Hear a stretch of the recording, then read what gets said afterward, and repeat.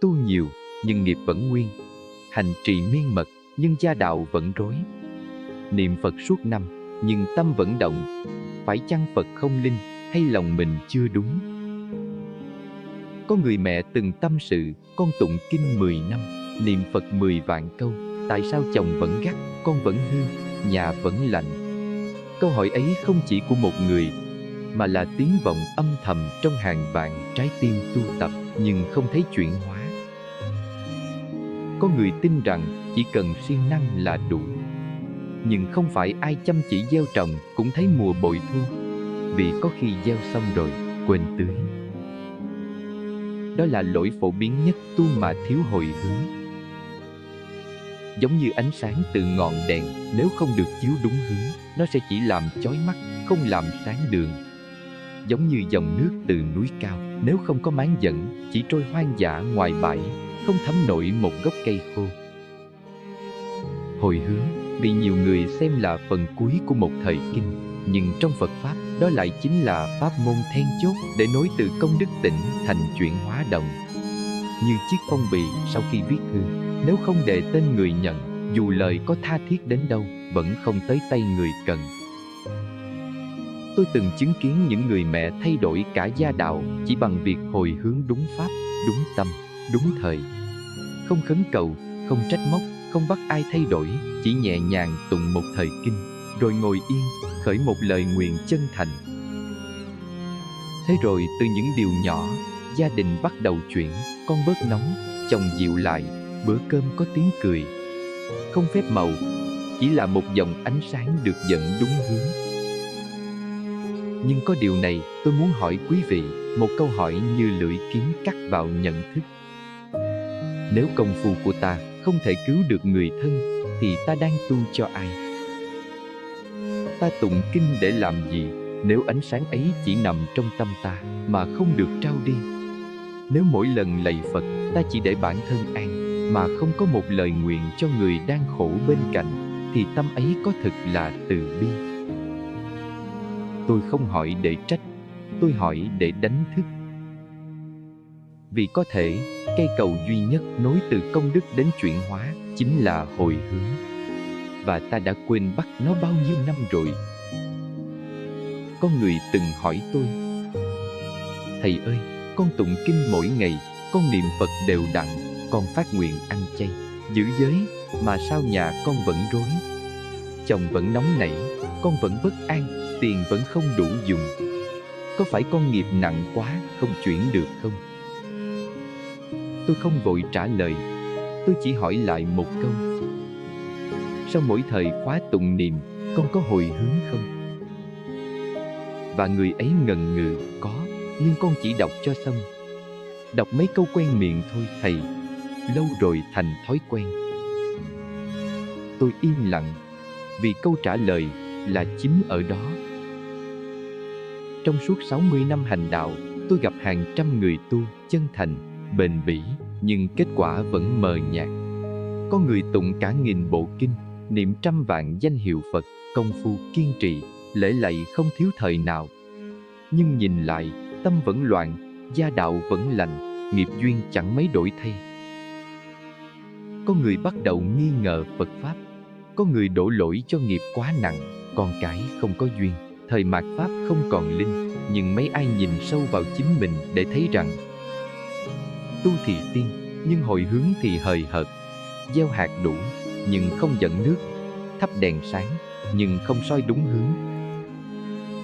Công đức như một dòng năng lượng trong, nếu không có ý nguyện tỉnh thức, thì chỉ là ánh sáng đứng yên, không đi về đâu.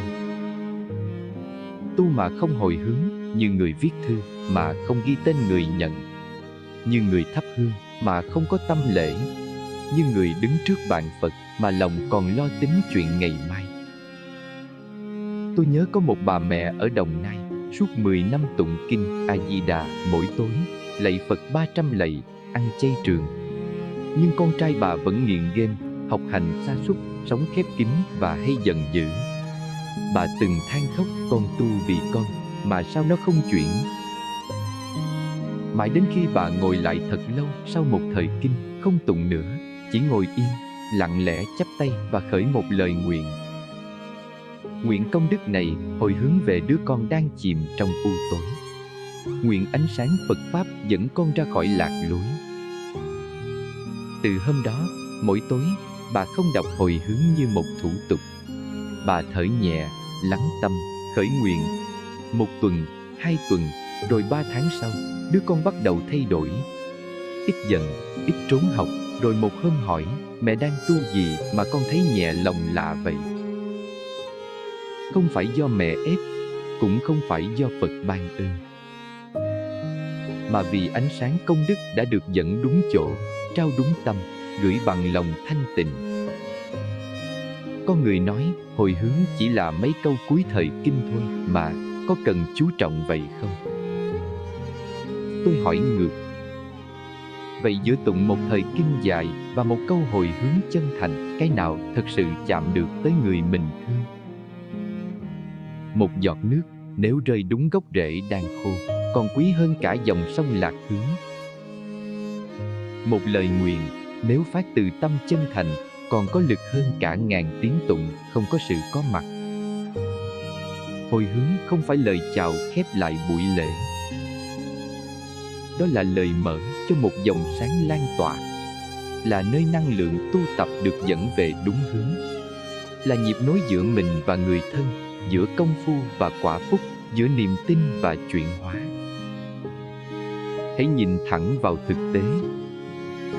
Nếu con bạn vẫn loay hoay trong khổ tâm, nếu chồng bạn vẫn nóng giận vô cớ, nếu bạn tu đã lâu mà vẫn không thấy chuyển, thì hãy hỏi lại mình, tôi đã hồi hướng đúng chưa? Hay tôi chỉ đọc cho xong? Tôi có khởi tâm hồi hướng bằng một lòng biết ơn rộng lớn, hay chỉ mong cầu cho riêng nhà mình? Tôi có hồi hướng trong thanh tịnh, hay vừa khởi nguyện vừa lo việc ngày mai? Tôi kể những điều này không phải để bạn tự trách. Tôi kể để bạn dừng lại và bắt đầu lại từ nơi tưởng như nhỏ bé nhất. Từ một lời hồi hướng. Nếu hôm nay bạn tụng một thời kinh thật sâu, nhưng không có một lời hồi hướng chân thành, thì ánh sáng ấy đang đứng ở đâu? Bạn có sẵn sàng lùi lại 1 phút để lời nguyện đi về đúng nơi cần đến không? Phải chăng hồi hướng không phải phần kết thúc mà là nơi khởi đầu? Có người tụng kinh đều như cơm bữa, niệm Phật không sót một ngày, lạy Phật 300 lạy, không bỏ sót lễ nào. Nhưng nếu hỏi lại, con đang tụng cho ai? Niệm cho điều gì? Và sau khi niệm xong, con gửi ánh sáng ấy đi đâu? Thì họ lại ngập ngừng, không trả lời được. Đó là điều tôi gặp rất nhiều tu tập siêng năng nhưng thiếu tỉnh thức. Người ta có thể lạy Phật cả ngàn lạy, nhưng không biết ánh sáng ấy đang rơi vào đâu. Có thể gieo rất nhiều hạt giống công đức, nhưng không biết tưới vào mảnh đất nào. Và kết quả là tâm vẫn bất an, gia đạo vẫn quẩn quanh, những người mình thương vẫn không đổi khác. Tôi từng gặp một người chị niệm Phật mỗi sáng, mỗi tối, đúng giờ như chuông điểm. Chị ấy nói, con kỷ luật lắm thầy, không bỏ một ngày tu nào, mà sao con vẫn hay nóng, chồng thì gắt, con thì không nghe lời. Tôi hỏi, chị hồi hướng thế nào sau khi niệm Phật? Chị cười, thú nhận, thường thì con đọc vài câu ngắn ngắn thôi, rồi đi nấu ăn. Có bữa còn quên, vì con nghĩ niệm là chính, hồi hướng chỉ phụ. Tôi không trách chị, nhưng tôi lặng người, bởi đó là một ngộ nhận rất lớn. Tu là tạo ánh sáng, hồi hướng là dẫn ánh sáng ấy về đúng nơi cần soi. Không phải ai tu cũng hiểu, và không phải ai hiểu cũng làm đúng. Có người mẹ thương con, mỗi ngày lễ Phật cầu cho con được yên, nhưng khi tụng xong, bước xuống là gắt gỏng. Tu mà nó vẫn lì, mà Phật đâu rồi, sao không linh? Họ không biết rằng Phật vẫn ở đó, nhưng ánh sáng từ họ chưa được đưa về đúng chỗ. Vì lời hồi hướng không có, hoặc có mà thiếu tâm, thiếu sự có mặt, thiếu sự khởi nguyện rõ ràng, thiếu lòng rộng lớn, thiếu hơi ấm của một trái tim không mong cầu, chỉ đơn thuần gửi đi. Hồi hướng là gì? Là nhịp cầu giữa người tu và người cần được chuyển. Là dòng chảy đưa công đức đến vùng tâm khô hạn. Là mũi tên cuối cùng để ánh sáng tìm đúng đích. Nhiều người lầm tưởng rằng cứ niệm đủ, tụng đủ thì tự nhiên sẽ linh. Nhưng như tôi đã chia sẻ ở A1, niệm nhiều không bằng một lời nguyện đúng chỗ. Tu đều không bằng một tâm hồi hướng chân thành, sâu sắc, có mặt trọn vẹn. Người mẹ có thể tụng cả nghìn thời kinh, nhưng nếu mỗi lần tụng xong, đứng dậy bỏ đi như một thủ tục thì ánh sáng ấy chưa được gửi đi đâu cả.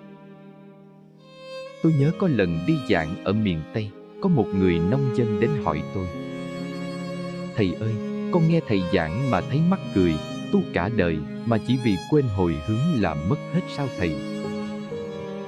Tôi cười hiền, bảo anh: "Không phải mất, là không đi tới đâu. Giống như anh bơm nước đầy lu, nhưng không có ống dẫn về ruộng thì cây vẫn héo. Nước còn đó, nhưng đất vẫn khô." Anh im lặng một hồi rồi gật đầu. Đừng xem thường hồi hướng.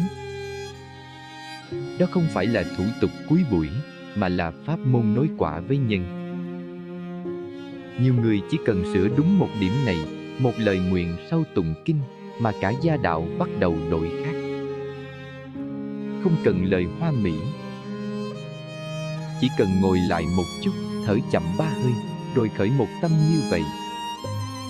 Nguyện công đức này hồi hướng cho người con đang sầu muộn. Nguyện cho tâm con bớt sân. Nguyện cho nhà con có tiếng cười trở lại. Mỗi ngày chỉ một tâm nguyện giản dị như thế thôi, đều đặn, không gián đoạn. Rồi một sáng nào đó, người con sẽ hỏi: "Mẹ đang tu gì mà con thấy nhà mình yên hơn vậy?" Và bạn sẽ hiểu, chuyển hóa đến khi ánh sáng có người dẫn đường.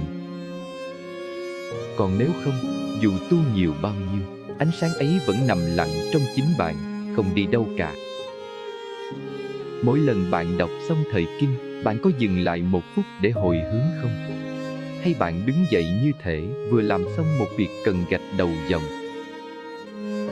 Nếu bạn là người gieo hạt thì hồi hướng chính là tưới nước, mà cây không tưới, sao nở được hoa? Có một thói quen mà rất nhiều người tu tập mắc phải, một thói quen đã ăn sâu, tưởng chừng vô hại, nhưng thực ra lại là cánh cửa, khép kín ánh sáng. Xem hồi hướng như phần kết thúc. Tụng xong thời kinh, lạy xong thời Phật, ta đọc nhanh vài câu quen miệng, rồi vội vã đứng dậy, quay về với bếp núc, con cái, điện thoại, công việc, và trong vô thức, ta vừa đóng lại chính năng lượng đang cần được trao đi. Chúng ta có thể siêng năng tu tập, có thể lạy Phật miệt mài, có thể trì chú cả trăm biến mỗi ngày, nhưng nếu đến cuối cùng, chúng ta xem hồi hướng như một nghi thức phụ, thì giống như người gieo mạ mà không đẩy vào ruộng, thắp đèn mà không mở cửa. Vấn đề không nằm ở chỗ ta có tụng kinh hay không, mà nằm ở chỗ ta đã hiểu sai về mục đích của tu tập. Chúng ta tụng kinh để làm gì? Niệm Phật để làm gì? Trì chú để làm gì?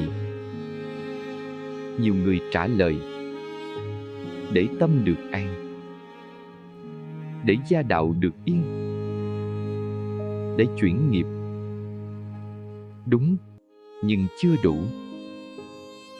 Tu tập không phải là để có thêm điều gì, mà là để giải phóng, để hồi quy về một trạng thái rộng mở, nơi tâm không còn bị kẹt vào chính bản thân nó. Và nếu tu tập chỉ dừng lại ở tôi tu cho tôi cầu cho nhà tôi mong được an, thì tu đó vẫn còn vướng ngã chấp. Hồi hướng chính là bước chuyển từ tôi sang tâm, từ cầu cho mình sang trao đi cho người, từ công đức tiềm tàng sang công đức lưu chuyển. Tôi từng đọc một dòng của một vị thiền sư Tây Tạng. Hồi hướng giống như đóng dấu thư và gửi đi. Không đóng dấu, thư không đến tay người nhận. Không hồi hướng, công đức không đến nơi cần chuyển. Một lời ví như vậy, ngắn gọn, mà đủ sức đẩy ta thoát ra khỏi lối mòn. Có người hỏi tôi: thưa Thầy, nếu con tu vì chính mình thì có sao không? Tại sao phải hồi hướng? Tôi không trả lời bằng giáo điều. Tôi chỉ hỏi lại: nếu ánh sáng chỉ nằm trong một căn phòng thì cả thế gian còn tối sẽ ra sao? Nếu nước chỉ dồn về một chỗ thì những cánh đồng khác sẽ tiếp tục héo úa. Và rồi tôi nói: tu không có hồi hướng là tu còn giới hạn. Hồi hướng không phải phần sau cùng mà là khởi đầu thật sự của sự chuyển hóa. Tu là tích lũy. Hồi hướng là mở khóa. Tụng kinh là tạo ánh sáng. Hồi hướng là mở cửa để ánh sáng ấy lan tỏa. Niệm Phật là cắm đèn. Hồi hướng là đặt chiếc đèn ấy trước những tâm hồn đang cần được soi. Tôi từng gặp một người đàn ông làm nghề tài xế. Mỗi tối dừng xe nghỉ là ông tụng một thời kinh ngắn trong cabin. Ông không học cao, không tụng hay, nhưng sau mỗi thời tụng, ông đều ngồi yên, nhắm mắt vài phút, rồi đọc thầm: nguyện cho những người đang bơ vơ ngoài đường đêm nay được bình an. Nguyện cho hành khách ngày mai được soi sáng tâm trí. Nguyện cho con biết dùng công đức này mà sống tử tế hơn ngày hôm qua. Chỉ thế thôi, mỗi ngày. Và ông nói với tôi: thầy ơi, kỳ lạ lắm. Từ ngày con hồi hướng như vậy, xe con ít bị trục trặc, hành khách ít quạu, tâm con dịu lại. Tôi không thấy kỳ lạ. Vì ông không chỉ tụng kinh, ông đã hồi hướng. Không đọc vì thủ tục, không tụng vì sợ mất phước, mà đọc để gửi đi ánh sáng. Và ánh sáng đó như dòng nước ngầm chảy về đúng nơi cần tưới. Chúng ta đã mất quá nhiều thời gian để lặp lại những nghi thức không có mặt. Đã bỏ qua quá nhiều cơ hội để hồi hướng đúng tâm, đúng lúc, đúng người. Và đó là lý do tu mãi mà không chuyển. Tụng mãi mà gia đạo chưa yên. Công phu đầy nhưng lòng vẫn rối. Không phải vì không đủ nỗ lực, mà vì ta chưa mở đúng cánh cửa. Cánh cửa mang tên hồi hướng, nơi kết thúc chỉ là hình thức, còn thực chất là sự khởi đầu. Nếu sau mỗi thời tụng, ta không có một lời nguyện rõ ràng, thì ánh sáng ấy đang đi đâu? Phải chăng, điều còn thiếu trong tu tập của ta không phải là siêng năng, mà là hướng đi?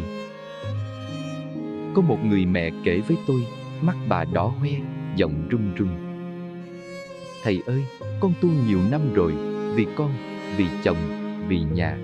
Nhưng sao mãi không thấy gì đổi khác? Con vẫn mệt, con vẫn giận, chồng vẫn lạnh lùng, con thì mê game, không biết lễ nghĩa. Con đã tụng kinh, lạy Phật, trì chú, sao không linh? Tôi nhìn bà, lặng đi một chút, rồi hỏi nhẹ: mỗi lần tụng kinh xong, cô có ngồi lại, khởi một lời hồi hướng nào không? Bà lắc đầu, rồi nói như tự nhủ: có đọc vài câu hồi hướng quen miệng thôi, nhưng con thật sự chưa ngồi lại lần nào để hồi hướng cho sâu.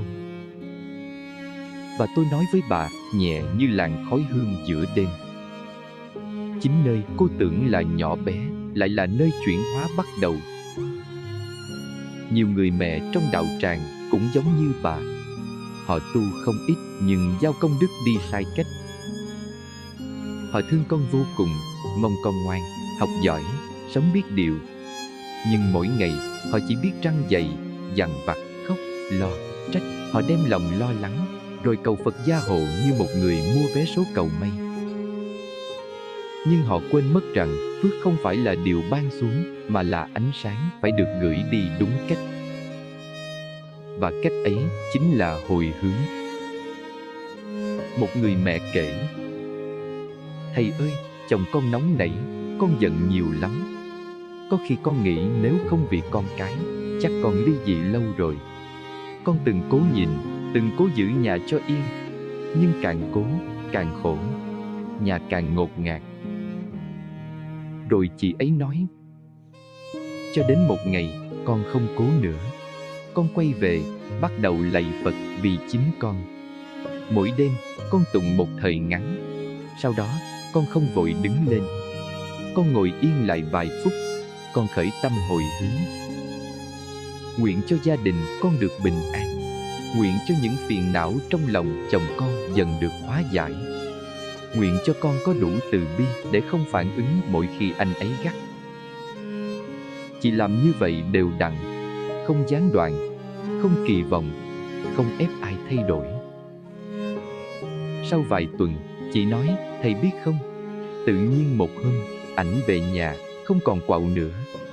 Còn phụ con dọn chén, không ai bảo ai, nhưng không khí trong nhà nhẹ lại." Tôi chỉ mỉm cười, vì tôi biết chị đã thắp đèn và hướng ánh sáng đúng chỗ.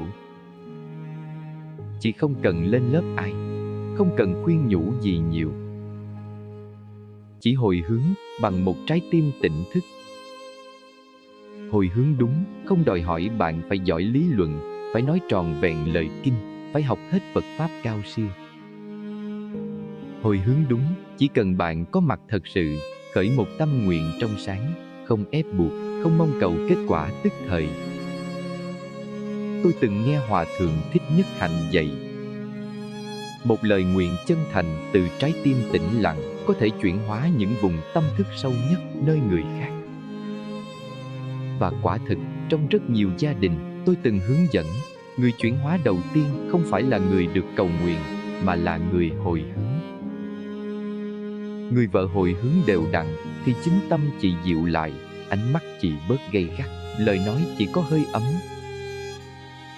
Người con hồi hướng cho cha mẹ đã khuất thì lòng nhẹ, những vết thương lặng lẽ tan dần như sương. Người mẹ hồi hướng cho đứa con ngỗ nghịch thì một ngày nào đó, con tự nhiên hỏi: "Mẹ đang tu gì mà con thấy yên quá?" Không có sự áp đặt, không có lời dạy dỗ, không có bàn tay can thiệp vào tự do của người khác. Chỉ có ánh sáng từ bi được trao đi đúng cách và đúng hướng. Tôi muốn nhấn mạnh điều này. Hồi hướng không phải để mua chuộc nghiệp quả. Hồi hướng không phải là chiếc vé đổi lấy bình an. Hồi hướng là kết nối lại với người ta thương trong chiều sâu tĩnh lặng của tâm mình. Tụng kinh không chuyển được chồng. Lạy Phật không làm con nghe lời. Trì chú không khiến nhà an yên. Nhưng một người thật sự biết ngồi xuống, lặng lại, hồi hướng đúng cách thì cả mái ấm sẽ chuyển mình. Không phải vì có ai thay đổi, mà vì khí lạnh bắt đầu lan tỏa. Bạn đã từng hồi hướng bằng một tâm không trách móc chưa? Nếu hôm nay bạn khởi một nguyện cho gia đình mình, không mong cầu gì, chỉ trao ánh sáng, thì điều gì sẽ xảy ra sau một tuần? Bạn có từng gửi thư nhưng không đến tay người nhận. Bạn có từng nói lời yêu thương nhưng người kia không nghe được.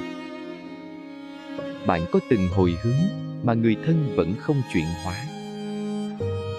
Vấn đề không phải do nghiệp quá nặng, cũng không phải vì Phật không linh, mà vì cách ta hồi hướng đang mắc phải những sai lầm căn bản. Tôi gọi đó là 3 căn bệnh vô hình trong hồi hướng, thứ âm thầm khiến công đức như mũi tên gãy, bay không tới đích. Sai lầm thứ nhất, hồi hướng như một thủ tục không có mặt. Rất nhiều người sau khi tụng kinh, trì chú, lạy Phật, đọc vội vàng vài câu hồi hướng, miệng niệm, nhưng tâm đã quay về bếp núc, công việc, điện thoại. Đó không phải hồi hướng. Đó là sự vắng mặt có chủ đích. là sự trốn chạy khỏi chính giây phút cần hiện diện. Bạn không thể gửi năng lượng đi nếu bạn không có mặt. Bạn không thể phát lời nguyện sâu nếu tâm bạn đang rối. Bạn không thể nói rằng nguyện cho cha con được an vui, trong khi tâm đang nghĩ đến hóa đơn tiền điện chưa đóng. Hồi hướng không phải là một câu văn. Hồi hướng là một trạng thái hiện diện trọn vẹn, như bạn đang trao đi trái tim mình. Nếu bạn đọc một bài kinh với tâm tán loạn, công đức có thể còn. Nhưng nếu bạn hồi hướng trong vô thức, công đức ấy chưa từng được chuyển. Sai lầm thứ hai, hồi hướng bằng tâm mong cầu, ép buộc. Rất nhiều người khởi nguyện như sau.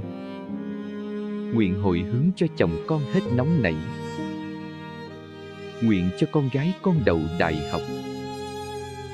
Nguyện cho nhà con bán được đất trong tuần này. Bạn thấy gì ở đó? Đó không phải hồi hướng, đó là một cuộc mặc cả với vũ trụ. Bạn không trao đi, bạn đang yêu cầu. Bạn không nguyện trong vô điều kiện, bạn đang giao dịch với nhân quả. Bạn có thể khởi nguyện, nhưng nếu tâm bạn tràn đầy mong cầu, bạn đang đặt điều kiện cho năng lượng chuyển hóa. Và như Osho từng nói, khi bạn mong cầu, bạn không yêu. Khi bạn trao đi trong toan tính, bạn không thực sự tin vào Pháp. Công đức không tuân lệnh ai. Phước báo không vâng lời bạn. Ánh sáng chỉ đi được khi tay bạn mở ra, không nắm chặt. Hồi hướng đúng phải xuất phát từ lòng không mong cầu, không điều kiện, không kiểm soát kết quả. Sai lầm thứ ba, hồi hướng giới hạn chỉ xoay quanh người thân. Đây là một sai lầm mà rất nhiều người mắc, kể cả những người tu lâu năm. Họ hồi hướng nhưng chỉ cho gia đình mình. Họ phát nguyện nhưng chỉ trong phạm vi những người mình thương. Đó không sai, nhưng nếu chỉ dừng ở đó, tâm bạn không lớn lên được. Một người mẹ chỉ hồi hướng cho con mình, lâu dần sẽ vướng chấp vào nghiệp sở hữu, không mở rộng được tâm Bồ Đề. Một người con chỉ hồi hướng cho cha mẹ mình sẽ không cảm nhận được sự kết nối với đại chúng sinh. Một hành giả chỉ hồi hướng cho người quen đang đi lùi trên con đường giải thoát. Bạn hãy thử một ngày, thay vì hồi hướng chỉ cho người thân, hãy khởi tâm nguyện cho những ai đang đau khổ vì chiến tranh được bình yên. Nguyện cho những người đang tuyệt vọng có một tia sáng. Nguyện cho người tôi từng ghét hôm nay cũng được bình an. Bạn sẽ thấy hồi hướng không chỉ chuyển người khác mà chuyển chính bạn. Vì khi tâm bạn đủ lớn để ôm người mình không thương, thì bạn đã thoát khỏi giới hạn ngã chấp. Tóm lại, 3 lỗi lớn làm hồi hướng mất lực. 1. Không có mặt hồi hướng như thủ tục. 2. Mong cầu hồi hướng như giao dịch. 3. Giới hạn hồi hướng chỉ cho người thân. Những điều này nghe thì nhỏ, nhưng lại là cửa ngõ sinh diệt của chuyển hóa. Giống như bạn rót nước vào ly, nhưng tay run, nước không vào ly. Giống như bạn gửi thư, nhưng ghi sai địa chỉ. Giống như bạn thắp đèn, nhưng đặt ngược hướng. Osho từng nói, tâm linh không nằm trong điều bạn làm, mà trong cách bạn hiện diện khi làm điều đó. Bạn không cần tụng nhiều hơn. Bạn chỉ cần hồi hướng đúng hơn. Bạn đang hồi hướng hay chỉ đang đọc một câu quen miệng? Tâm bạn có thực sự sẵn sàng trao ánh sáng cho người mình không thích? Bạn đang hồi hướng với tay mở rộng hay với tay nắm chặt điều kiện? Khi bạn đứng trước bàn Phật, bạn có thực sự đứng không? Hay thân bạn ở đó mà tâm bạn đang ở chỗ khác? Khi bạn khởi nguyện hồi hướng, bạn có thực sự khởi tâm? hay bạn chỉ đọc lại một câu thuộc lòng? Thực tập hồi hướng không nằm ở lời, mà nằm ở chất lượng của sự có mặt. Không ở hình thức, mà ở nội lực tĩnh lặng bên trong. Giống như một cây hương tỏa thơm, không vì hình dáng, mà vì tinh chất trong ruột gỗ. Giống như một giọt nước rơi, làm dịu khô cằn, không vì số lượng, mà vì đúng lúc, đúng chỗ, đúng sâu. Để công đức hồi hướng có lực không cần phức tạp, nhưng cần chuẩn 3 điều. 1. Chân thành, không vội, không giả, không mong đền đáp. Bạn không thể hồi hướng khi trong lòng còn nửa nghi ngờ. Bạn không thể khởi nguyện nếu miệng độc, tâm lơ đãng. Và bạn không thể trao ánh sáng nếu lòng còn đóng kín. Hồi hướng là một hành vi của trái tim.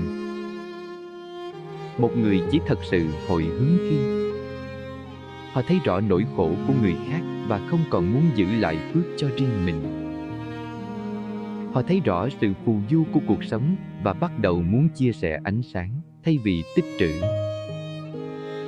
Họ hiện diện trọn vẹn trong phút hồi hướng, không vội, không giả, không sợ, không mong cầu. Ngồi xuống, thở 3 hơi thật sâu. Gọi tên người bạn đang thương và đừng mong gì cả. Chỉ nguyện cho họ được an. Đó là chân thành. Không cần gồng, chỉ cần thật. 2. Thanh tịnh, tâm tĩnh lặng, không bị lôi kéo bởi ngoại cảnh. Sự thanh tịnh không đến từ sự yên tĩnh xung quanh. Sự thanh tịnh đến khi bạn không còn bị tâm mình dẫn đi. Rất nhiều người hồi hướng, nhưng trong lúc nguyện lại nghĩ đến bữa cơm tối. Trong lúc lạy lại nhớ chuyện chưa làm xong. Trong lúc cầu cho người thân lại thấy tức vì họ không nghe lời. Khi tâm bạn còn gần, năng lượng không thông. Giống như bạn gửi một luồng sáng, nhưng tay bạn đang run. Giống như bạn gói một món quà, nhưng bên trong lại là mảnh vụn của oán trách. Thanh tịnh là lúc bạn ngồi xuống như mặt hồ lặng. Không chống lại, cũng không dính vào, chỉ là đang có mặt.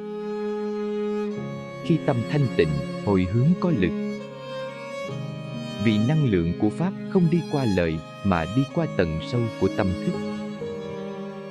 3 đều đặn, không ngắt quãng, không chờ có hứng mới làm. Bạn không thể mong chuyển hóa đến nếu bạn chỉ hồi hướng khi thấy cần. Bạn không thể rèn nội lực nếu bạn chỉ nguyện một lần cho đủ lễ. Giống như một nhạc công, họ giỏi không vì đánh một bản xuất thần, mà vì luyện đều mỗi ngày. Giống như người làm vườn, cây nở hoa, không phải vì hôm đó bạn chăm nhiều, mà vì bạn chăm đều. Sự đều đặn không cần dài, chỉ cần đều. 5 phút sau thời tụng cũng đủ. Một lời nguyện sau buổi sáng cũng đủ. Miễn là bạn không đứt mạch ánh sáng. Có người hỏi tôi, con hồi hướng cả tuần mà chưa thấy gì thay đổi, có nên tiếp tục không thầy? Tôi nói, con không hồi hướng để đổi hoàn cảnh. Con hồi hướng để mở lòng mình. Và khi lòng con mở đủ, hoàn cảnh sẽ tự chuyển. Hồi hướng không phải thao tác làm một lần rồi quên. Đó là một con đường thấm sâu dần dần như nước ngấm vào đất khô. Tóm lại, hồi hướng có lực khi 1. Chân thành, không mong cầu, không sợ, không dạ. 2. Thanh tịnh, tâm không vướng, lời không lạc. 3. Đều đặn, như một mạch chảy không ngắt. Đừng chờ khi người thân bệnh mới hồi hướng. Đừng đợi khi lòng quá khổ mới phát nguyện. Hãy tập từ hôm nay, từng chút, từng ngày, từng lời nguyện nhỏ.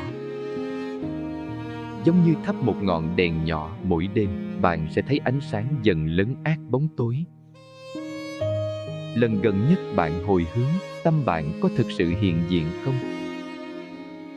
Nếu hôm nay bạn chỉ còn một lời nguyện để nói, bạn sẽ khởi điều gì và gửi cho ai?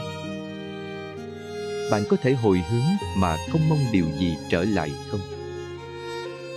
Có người lo sợ rằng nếu con hồi hướng hết phước cho người khác thì con còn gì cho mình?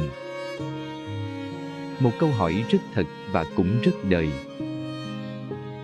Nhưng nếu hiểu theo chiều sâu của Pháp, bạn sẽ thấy câu hỏi ấy được đặt từ một tâm còn vướng vào sự sở hữu. Bạn không thể mất phước khi bạn hồi hướng. Ngược lại, phước càng sinh khởi, càng lan tỏa khi bạn buông tâm chiếm hữu. Tôi mời bạn tưởng tượng bạn đang thắp một ngọn đèn. Rồi từ ngọn đèn ấy, bạn châm lửa cho 10 ngọn khác. Ánh sáng từ cây đèn ban đầu có vơi đi không? Không, nó vẫn đó, mà còn được nhân lên thành một vùng sáng rộng lớn. Hồi hướng cũng vậy. Phước báu giống như ánh sáng không giảm đi khi ta chia sẻ, mà ngược lại khi bạn khởi tâm vì người khác, tâm bạn rộng hơn, sáng hơn, mềm hơn, linh động hơn. Và chính tâm ấy là nền tảng cho phước mới sinh khởi. Trong kinh Đại Bát Niết Bàn có dạy, giống như một ngọn lửa có thể đốt cháy 100.000 bó đuốc mà không mất đi ánh sáng của nó. Người hành trì nếu hồi hướng công đức cho chúng sanh thì công đức ấy lại càng lớn. Chỉ cần bạn hồi hướng bằng tâm, không mong cầu, không dính mắc, không ép buộc thì bạn đã bước một bước rất xa trên con đường Bồ Tát đạo rồi. Tôi từng hướng dẫn một đạo hữu tại Úc. Cô ấy làm thiện sự rất nhiều nhưng luôn giữ cho riêng mình. Cô nói: "Thầy ơi, con sợ con hồi hướng cho người khác rồi con hết phần." Tôi không phản bác. Tôi chỉ mời cô đi dạo một vòng quanh chùa và bảo cô thắp một cây đèn. Rồi tôi đưa thêm 10 cây đèn khác. Mỗi lần cô châm lửa từ cây đầu tiên, tôi hỏi: "Ánh sáng cây đèn đầu tiên có vơi đi không?" Cô lắc đầu. Tôi nói: "Đó là phước khi hồi hướng. Phước thật không thể giữ lại. Chỉ khi bạn trao đi, bạn mới thấy nó là thật." Từ đó, cô bắt đầu hồi hướng mỗi ngày, không sợ, không tính. Chỉ lặng lẽ khởi nguyện. Nguyện cho công đức hôm nay được gửi tới những người đang khổ hơn con. Nguyện ánh sáng này đến với người không ai cầu nguyện cho họ. Vài tháng sau, cô viết thư về: "Lạ lắm thầy, con thấy lòng con nhẹ hơn, việc làm cũng hanh thông, gia đình con gần gũi lại. Con không hiểu vì sao, chỉ biết hình như càng hồi hướng, con càng thấy mình đầy." Tôi đọc thư và biết cô đã chạm vào chân lý của hồi hướng. Bạn không thể ôm ánh sáng. Bạn chỉ có thể trở thành một phần của nó bằng cách để nó lan ra. Phước như nước chứa mãi sẽ đục, chảy đi mới trong. Phước như tiếng chuông, đánh một mình thì vang nhỏ, đánh cùng 100 chuông khác thì cả rừng thiền ngân lên. Hồi hướng là hành động tự nhiên của người thấy được vô thường nên không còn tích trữ. Là tâm của người hiểu rằng chỉ cần một người an thì nhiều người quanh họ cũng sẽ được an. Và bạn khi khởi nguyện cho người khác cũng đang tự mở khóa cho chính mình. Hồi hướng không làm mất phước vì ánh sáng không vơi khi lan rộng. Tâm rộng hơn, công đức sâu hơn. Phước thật là tâm không chấp vào phước. Nếu bạn sợ mất, bạn đang sống trong tâm thiếu. Nếu bạn dám trao, bạn đang sống bằng niềm tin. Niềm tin rằng mỗi người an là một phần của mình an. Mỗi chúng sinh được soi sáng là chính mình được nhẹ lại. lần gần nhất bạn hồi hướng, bạn có thật lòng muốn ai đó được an, hay chỉ là đọc một lời cho xong? Bạn có đủ tin rằng càng trao đi, mình càng đầy? Bạn có dám hồi hướng cho người từng làm bạn tổn thương? Có lần một người Phật tử trẻ đến hỏi: "Thưa Thầy, con ít thời gian, con đi làm, nuôi con nhỏ, có lúc mệt quá không tụng kinh nổi, con không biết làm sao để hồi hướng đúng." Tôi nhìn cậu, cười nhẹ, nói: "Con có 5 phút không?" Cậu gật đầu: "Có chứ thầy." Tôi nói: "Vậy thì đủ rồi." Tu hành không phải đợi khi có bàn thờ lớn, không cần đợi có pháp phục, chuông mõ hay 60 phút thời khóa tròn đầy. Tu không nằm trong hình thức, tu nằm trong tâm con có mặt bao nhiêu. Hồi hướng cũng vậy. Bạn không cần tụng hết một bộ kinh, không cần đọc 10 bản sớ, 108 danh hiệu Phật, không cần nghi lễ dài như đám rước. Bạn chỉ cần ngồi xuống, yên, thở và khởi một tâm nguyện chân thật. Dù chỉ 5 phút, người thợ hồ cũng có thể hồi hướng. Người mẹ đang ru con cũng có thể hồi hướng. Người buôn bán sáng tối cũng có thể hồi hướng. Người đi làm về mệt, chỉ ngồi yên vài phút cũng có thể hồi hướng. Vì điều quan trọng không phải bạn làm bao nhiêu, mà là bạn làm với bao nhiêu phần tâm tỉnh thức. Tôi kể bạn nghe chuyện thiền sư Ajahn Chah. Có lần, người ta hỏi ông: "Thầy không có tụng kinh, không có pháp phục, không có hình thức gì, thầy tu kiểu gì?" Ông trả lời: "Tôi chỉ đang sống chánh niệm từng bước chân. Mỗi sáng, tôi ngồi yên, thở và gửi tâm đến tất cả người tôi thương và không thương. Thế là đủ. Không nghi thức, không hoa ngôn, chỉ có mặt và trao đi." Người hồi hướng giỏi không phải người nói hay, là người thường xuyên, đều đặn và thật lòng. Mỗi ngày, sau khi xong việc, bạn có thể ngồi xuống bên bếp, nhắm mắt thở 3 hơi, rồi nói thầm trong tâm: "Nguyện cho con được bớt sân. Nguyện cho con trai, con hôm nay được yên.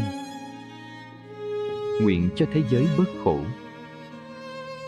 Chỉ 3 lời, chỉ 1 phút. Nhưng nếu làm mỗi ngày, bạn đang nuôi một dòng sông phước lặng lẽ mà lớn dần. Cũng như bạn trồng một cây, không cần tưới cả thùng, chỉ cần mỗi ngày một gáo nước, cây sẽ lớn. Cũng như bạn chăm một ngọn đèn, không cần đốt to, chỉ cần đừng để tắt. Ánh sáng của hồi hướng không cần rực rỡ, chỉ cần liên tục. Vì điều chuyển hóa tâm không phải hoành tráng, mà là bền bỉ. Người tu cư sĩ không cần đợi rảnh mới hồi hướng. Hồi hướng trong lúc đi bộ, hồi hướng khi rửa chén, hồi hướng trước khi ngủ, hồi hướng khi thấy ai đau khổ trên đường. Một cái tâm khởi lên cũng là một đóa hoa. Một hơi thở có mặt cũng là một lời nguyện. Một ý niệm tốt lành cũng là một ngọn đèn đang soi. Hồi hướng giản đơn nhưng sâu sắc khi bạn không cầu kỳ hình thức, không đợi đủ điều kiện mới thực hiện. Chỉ cần có mặt và khởi một tâm nguyện chân thật. Người hồi hướng như vậy không mỏi, không áp lực, không bỏ cuộc. Vì họ hiểu, một ánh sáng nhỏ nếu giữ đều sẽ thắng bóng tối dày. Hôm nay bạn đã dừng lại một phút nào để khởi một lời nguyện chưa? Nếu bạn chỉ có 60 giây sau thời tụng kinh, bạn sẽ gửi ánh sáng ấy đi đâu? Bạn có đang chờ rảnh mới tu, hay bạn dám sống trong tu mỗi ngày? Có một giới hạn âm thầm, rất ít người tu để ý, nhưng lại làm tâm ta nhỏ lại dần, dù tụng kinh rất nhiều. Đó là chỉ hồi hướng cho người mình thương. Bạn lặng lại đi, xem kỹ mà coi. Phần lớn lời hồi hướng của ta đều xoay quanh cầu cho cha mẹ bình an, cầu cho con cái học giỏi, ngoan hiền, cầu cho chồng bớt nóng, vợ bớt buồn, nhà yên, việc hanh thông, không sai. Nhưng nếu chỉ như vậy thì hồi hướng của bạn vẫn còn vướng vào sở hữu. Tâm bạn vẫn đang quay quanh cái của tôi.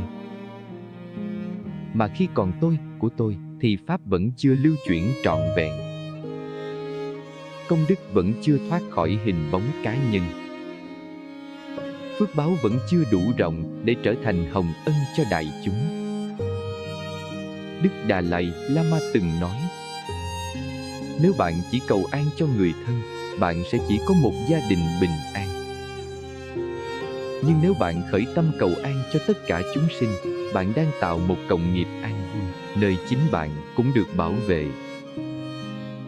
Tôi có một đệ tử trẻ, mỗi sáng sau thời thiền, anh chỉ làm đúng một việc: ngồi thở, rồi khởi tâm. Nguyện cho những người sáng nay tỉnh dậy trong chiến tranh được một phút yên. Nguyện cho những đứa trẻ không có sữa được một bàn tay từ bi. Nguyện cho ai đang rơi vào tuyệt vọng được thấy một tia sáng.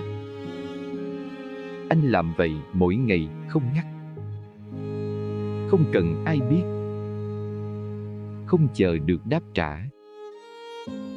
Và từ từ tôi thấy ánh mắt anh đổi khác. Giọng nói anh dịu hơn. Tâm anh yên lại, không phải vì hoàn cảnh tốt lên, mà vì anh đang sống với một tâm rộng lớn. Khi bạn hồi hướng cho người không quen, bạn đang giải phóng khỏi giới hạn bản ngã. Khi bạn hồi hướng cho người từng làm bạn tổn thương, bạn đang cắt dây oán kết và tự chữa lành. Vì thế, hồi hướng không nên chỉ là một lời cúi lễ, mà là một dòng tâm thức thương yêu, không biên giới, không chấp trước, không giới hạn người nhận. Bạn có thể bắt đầu ngay hôm nay. Sau mỗi thời tụng ngắn, chỉ cần thêm vài lời: nguyện ánh sáng này đến với những ai không có ai cầu nguyện cho họ. Nguyện cho những người từng khiến tôi khổ, hôm nay cũng được yên. Nguyện công đức này trở thành giọt nước mát giữa một cõi người khô hạn. Dù bạn chẳng biết họ là ai, dù bạn chẳng thấy gì đổi thay, nhưng bạn lúc ấy đã trở thành một phần của ánh sáng.